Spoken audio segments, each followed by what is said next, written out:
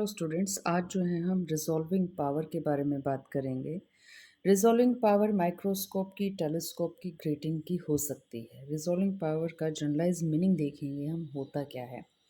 Consider कीजिए कि आपने अपनी आँखों के सामने अपनी दोनों उँगलियाँ रख ली हैं और आप इन दोनों उँगलियों को अगर बिल्कुल आँखों की सिधाई में लेके और पास लेकर आते चले जाएँगे, तो एक पॉइंट ऐसा आएगा कि दोनों उँगलियों की जो इमेज है, यानी कि जो रेटिना पे आपकी आँख इमेज बना रही है, वो ब्लर्ड हो जाएगी, यानी कि मिक्स हो जाएगी। और जैसे-जैसे इन उँगलियों को आप आँखों से दूर लेते हुए चले जाएँगे, तो 25 सेंटीमीटर तक जो है आपको ये उँगलियाँ बिल्कुल 25 सेंटीमीटर जब आपकी आँखों से दूर होंगी, तो वो आपका आँखों का जो एक list distance of distinct vision होता है। यानी कि आँखों से इतनी दूरी बना के रखिए कि आपको 2 चीज़ें सेपरेट-सेपरेट नज़र आएँ। वो आपका 25 सेंटीमीटर के अप्रॉक्सिमेट होता है। और उसके बाद जो है 25 के बाद 26 सेंटीमीटर का डिस्टेंस, 27 आपको दोनों उँगलियाँ जो हैं अलग-अलग नज़र आएँगी। तो किसी भी ऑप्टिकल इंस्ट्रूमेंट की वो एबिलिटी जिसकी वजह से 2 चीज़ें सेपरेट नज़र आती हैं, वो उस इंस्ट्रूमेंट की क्या कहलाती है? रिज़ॉल्विंग पावर कहलाती है। और ये जो मेथड है कि 2 नियर बाय ऑब्जेक्ट्स हमने रख दी और वो हमें सेपरेट नज़र आए, उस मेथड को, उस देखने के तरीके को हम क्या नाम देते हैं? रिज़ॉल्यूशन कहते हैं। तो आप इसको इस तरह से लिख सकते हैं, method to seeing the close objects as separate objects or resolution. तो आपकी जो इंस्ट्रूमेंट्स की एबिलिटी है, जिसकी वजह से वो सेपरेट देख पाता है या हम इंस्ट्रूमेंट के थ्रू देख पाते हैं कि लेंस के सामने रख दिया, मिरर के सामने रख दिया, ग्रेटिंग के सामने आपने 2 ऑब्जेक्ट नियर बाय रख दी और माइक्रोस्कोप के सामने 2 नियर बाय ऑब्जेक्ट्स आपने रख दी, तो क्या वो आपको अलग-अलग नज़र आ रही हैं या नहीं आ रही हैं? तो वो जो इंस्ट्रूमेंट की एबिलिटी है उसको हम क्या कहेंगे? Resolving power. The ability of optical instrument to produce distinctly separate images of 2 object located very close to each other is called resolving power। तो resolving power आपकी ये है। Resolving power is normally defined as the reciprocal of the smallest angle subtended by the object at the optical instrument। अब ये देखिए इसका meaning क्या है। मीनिंग ये है, कंसीडर कर लीजिए कि हमारे पास ये हैं वो 2 चीज़ें जो हमने नियर बाय रख दी हैं और हमें ये देखना है कि ये हमें सेपरेट कब नज़र आएँगी। तो आप इस जो ऑब्जेक्ट से है, ये ऑप्टिकल इंस्ट्रूमेंट अगर हम कोई भी लेके चल रहे हैं, चाहे माइक्रोस्कोप लेके चल रहे हैं या टेलीस्कोप लेके चल रहे हैं, तो ये ऑब्जेक्ट से जो आप देखिए चीज़ नज़र कब आती है? जो ऑब्जेक्ट लाइट भेजती है हमारी आँखों तक। तो ऑब्जेक्ट से जो लाइट हमारे पास आ रही है, वो कितने का एंगल बना रही है, इस एंगल को हम थीटा कह देंगे और इसका जो इन्वर्स है, वो हमें बताता है कि रिज़ॉल्विंग पावर इंस्ट्रूमेंट की कितनी है।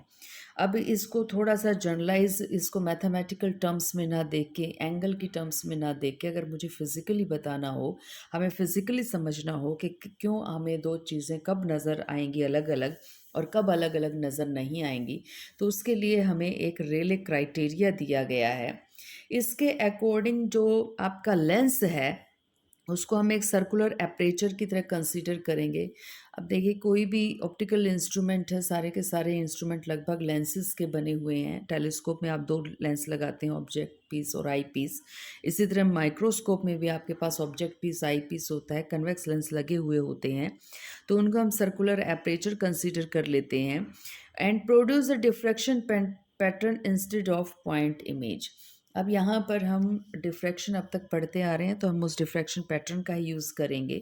तो हमने ये कंसीडर कर लिया कि हमारे पास ये मान लीजिए ये कोई जो है हमारी ऑब्जेक्ट है और ये मान लीजिए कि ये हमारी ऑब्जेक्ट है। तो इस ऑब्जेक्ट से जब लाइट टकरा कर हमारे पास आएगी, तो हमें पता है इस ऑब्जेक्ट के एजेस भी होंगे और इस ऑब्जेक्ट से हम इस ऑब्जेक्ट को एज ए किसकी तरह ट्रीट करेंगे, एयरी डिस्क की तरह। तो हमने फ्राउनहोफर डिफ्रैक्शन में जो है सिंगल स्लिट पढ़ी थी, और वहाँ पर हमने क्या सर्कुलर स्लिट भी पढ़ी थी। तो हम ये कंसिडर करेंगे इस ऑब्जेक्ट से जो किनारों से हमें जो डिफ्रैक्शन पैटर्न मिल रहा है वो आपका सर्कुलर डिस्क वाला मिल रहा है। और याद कीजिएगा सर्कुलर डिस्क में हमें रिंग्स मिली थी कि हमारे पास बीच में एयरी डिस्क हो जाया करती, फिर आपकी रिंग्स स्टार्ट हो जाया करती। तो उनको आप कुछ इस तरह से यहाँ पर शो कर सकते हैं। ये हमारे पास हमने कंसीडर कर लिया कि अलोंग वाई एक्सिस हमने इंटेंसिटी ले ली है, और अलोंग एक्स एक्सिस याद कीजिए कि हम ले लिया करते that is angle of deviation, और उसका साइन ले लिया करते। तो इस तरह से इंटेंसिटी वेरी करती है। तो अब ये क्या शो कर रहा है, ये शो कर रहा है कि ये हमारी दो ऑब्जेक्ट्स में से आप एक ऑब्जेक्ट की बात कर रहे हैं, और ये ऑब्जेक्ट जो हम तक लाइट पहुंचा रही है वो लाइट हमारे पास ये वाली आ रही है। तो सिमिलरली दूसरी ऑब्जेक्ट भी तो हमारे पास लाइट पहुंचाएगी, रेडिएशंस पहुंचाएगी, वो हमें तभी तो नज़र आएगी ना। तो ये वाली ऑब्जेक्ट सेकंड ऑब्जेक्ट भी हमारे पास कुछ इसी तरह का पैटर्न जो है भेजेगी। तो यहाँ पर कंडीशन देखिए क्या है। कंडीशन ये है कि अगर हम ये कंसीडर कर लें कि ये हमारे फर्स्ट ऑब्जेक्ट का पैटर्न है, ये वाला, इसको ये कंसीडर कर लीजिए, this is the pattern obtained by the first object, and this is the diffraction pattern of that is obtained by the second object. क्योंकि ऑब्जेक्ट के एजेस तो होंगे ही, और जहाँ एजेस होंगे वहाँ पर आपको डिफ्रैक्शन पैटर्न मिल जाएगा। अब ये देखिएगा, ये जो फर्स्ट ऑब्जेक्ट है इसका जो सेंट्रल मैक्सिमा है वो यहाँ गिर रहा है इस पोजीशन के ऊपर। तो मान लीजिए मैंने इस पोजीशन को नाम दे दिया है x1। और इसी तरह से अगर आप ध्यान दें तो ये जो सेकंड ऑब्जेक्ट है इसका जो सेंट्रल मैक्सिमा है वो आपको यहाँ मिल रहा है, और इस पॉइंट को मैंने क्या नाम दे दिया, x2 दे दिया। अब देखिएगा, जहाँ पर x2 है यानी कि सेंट्रल मैक्सिमा है आपकी सेकंड ऑब्जेक्ट का, अगर आप ध्यान दें तो वहाँ पर मिनिमा किसका गिर रहा है, आपकी फर्स्ट ऑब्जेक्ट का। तो फर्स्ट ऑब्जेक्ट का जो फर्स्ट प्राइमरी मिनिमा है, this is the first minima, and this is central maxima of the second object. अगर आपके एक ऑब्जेक्ट का सेंट्रल मैक्सिमा दूसरे के फर्स्ट प्राइमरी मिनिमा के ऊपर गिर रहा है, then you can say that these objects are just resolved, यानी कि आपको अलग अलग दिखाई देनी शुरू ही हुई हैं। आपको इस कंडीशन पे, इस ग्राफ की कंडीशन पे, जहाँ पर x1 और x2 का डिस्टेंस हमारा किसके बराबर है, अगर आप ध्यान दें तो इनके सेंट्रल मैक्सिमा के बीच का डिस्टेंस है ये। और सेंट्रल मैक्सिमा के बीच का डिस्टेंस भी कैसे लिया है हमने कि एक का सेंट्रल मैक्सिमा दूसरे के फर्स्ट प्राइमरी मिनिमा के ऊपर गिर रहा है। तो हमें ये दोनों ऑब्जेक्ट्स अलग अलग नज़र आएंगी। अब रीज़न ये देखिए कि अलग अलग हमें नज़र क्यों आ रही हैं।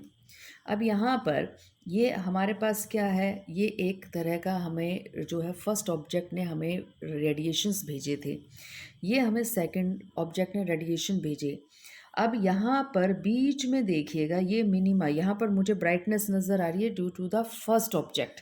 फिर मुझे थोड़े से डिस्टेंस पे यहाँ पे ब्राइटनेस नज़र आ रही है due to the second object. बीच में आप देख रहे हैं, बीच में इंटेंसिटी एकदम से कम हो गई है, यहाँ पर ज़्यादा है, यहाँ पर ज़्यादा है, बीच में क्या हो गई है, कम हो गई है। तो आपको रोशनी नज़र आ रही है, बहुत ब्राइट नज़र आ रही है, फिर आपको ब्राइट नज़र आ रही है, लेकिन बीच में हमें नज़र क्या आ रही है, कम ब्राइटनेस नज़र आ रही है। तो हमें पता चल जाएगा कि एक ऑब्जेक्ट यहाँ है और दूसरी ऑब्जेक्ट यहाँ है। It means these two objects are just resolved. तो according to Rayleigh criteria, central maxima of the first वो किसके ऊपर आपका फॉल हो जाए, सुपर इम्पोज हो जाए, secondary minima of second. Similarly central maxima of second on secondary minima of first. तो एक का मिनिमा और दूसरे का सेंट्रल मैक्सिमा कब आपकी जो है वेल रिजॉल्व्ड कहलाएंगे, तो जस्ट रिजॉल्व हो गई। अब क्या कीजिए, अगर हम ये कंसीडर कर लें कि ये हमें जो ग्राफ मिल रहा है ये तो हमें मिला है due to the first object. और अब ये देखिएगा, यहाँ पर गिर रहा है हमारा फर्स्ट मिनिमा और due to the first object. अगर मैं इससे थोड़ा सा दूर यानी कि यहाँ पर दूसरी ऑब्जेक्ट का सेंट्रल मैक्सिमा बना देती हूँ, तो आप ये देखिए ये सेपरेशन इन दोनों की पीक्स में बढ़ गया ना। तो मुझे यहाँ पे ब्राइटनेस नज़र आ रही है फर्स्ट ऑब्जेक्ट की वजह से, मुझे यहाँ पे ब्राइटनेस नज़र आ रही है सेकंड ऑब्जेक्ट की वजह से, लेकिन बीच में तो इंटेंसिटी एकदम से क्या कर गई, फॉल कर गई। तो बीच में मुझे डार्कनेस नज़र आ रही है, यानी कि उतनी ब्राइटनेस मुझे नज़र नहीं आ रही। तो मुझे यहाँ पे ये वाली ऑब्जेक्ट साफ नज़र आएगी, मुझे ये वाली ऑब्जेक्ट साफ नज़र आएगी, क्योंकि बीच में मुझे क्या नज़र आ रहा है, अंधेरा नज़र आ रहा है या कम ब्राइटनेस नज़र आ रही है। तो आपकी ये वेल रिजॉल्व हो जाएगी, बिल्कुल साफ साफ नज़र आ रही है। अब ये देखिए रिजॉल्व कब नहीं होगी, रिजॉल्व तब नहीं होगी जब हमारा ये डिस्टेंस जो है कम हो जाए, ये गैप जो है कम हो जाए। तो इसको देखिए हम किस तरह से समझा सकते हैं। ये हमारा क्या था, ये फर्स्ट ऑब्जेक्ट का मान लीजिए, ये फर्स्ट ऑब्जेक्ट ने मुझे पैटर्न दे दिया था स्क्रीन के ऊपर। अब मेरे पास सेकंड का यहाँ पर अगर सेंट्रल मैक्सिमा आ जाता, तो मेरी दोनों ऑब्जेक्ट्स मुझे साफ साफ नज़र आ जानी चाहिए, आनी थी। लेकिन मान लीजिए कि सेकंड ऑब्जेक्ट का सेंट्रल मैक्सिमा कुछ यहाँ गिर गया है, तो मैंने यहाँ इसको शो कर दिया। अब आप ये देखिए कि ये तो है आपकी सेंट्रल मैक्सिमा ऑफ सेकंड, और ये है हमारा फर्स्ट। मुझे यहाँ ब्राइटनेस नज़र आ रही थी, और मुझे यहाँ देखिए इन दोनों की लगभग ओवरलैपिंग हो गई है। ओवरलैपिंग हो गई तो मुझे क्या नज़र आ रहा है, इन दोनों का मिक्सचर नज़र आ रहा है। मुझे दो अलग अलग लाइनें नज़र नहीं आ रही, मुझे एक ही लाइन नज़र आ रही है। तो मुझे ये लगेगा कि ऑब्जेक्ट दो नहीं हैं, ऑब्जेक्ट क्या कर गई हैं, मर्ज कर गई हैं। तो दिस इज़ द रीज़न कि इंटेंसिटी, क्रस्ट के ऊपर क्रस्ट गिर गया तो मुझे डबल क्रस्ट मिल जाएगा। तो डबल मिल गया, लेकिन एक ही मिला ना, तो एक मिला तो मुझे क्या लगेगा कि ऑब्जेक्ट क्या है, एक है। यहाँ पर मुझे क्रस्ट एक का अलग मिल रहा था, दूसरे का अलग मिल रहा था, एक एक ब्राइटनेस अलग नज़र आ रही थी, दूसरी अलग नज़र आ रही थी। तो यानी दोनों ब्राइटनेस के बीच में सेपरेशन था। तो ये आपकी जस्ट रिजॉल्व हो जाएंगी।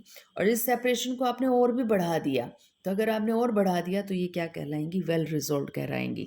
तो this is the Rayleigh criteria, जिसकी वजह से हमें दो चीज़ें या दो ऑब्जेक्ट्स, नियर बाय ऑब्जेक्ट्स, आपने पहले ही ऑलरेडी दूर दूर रख रखी हैं, तो दूर दूर रख रखी हैं तो ये पैटर्न वैसे ही दूर दूर बनने वाले हैं। अगर आपने नियर बाय रख रखे हैं तब हम रेले क्राइटेरिया को जो है डिस्कस करते हैं। This is all about the resolving power, and we explain resolving power on the basis of Rayleigh criteria.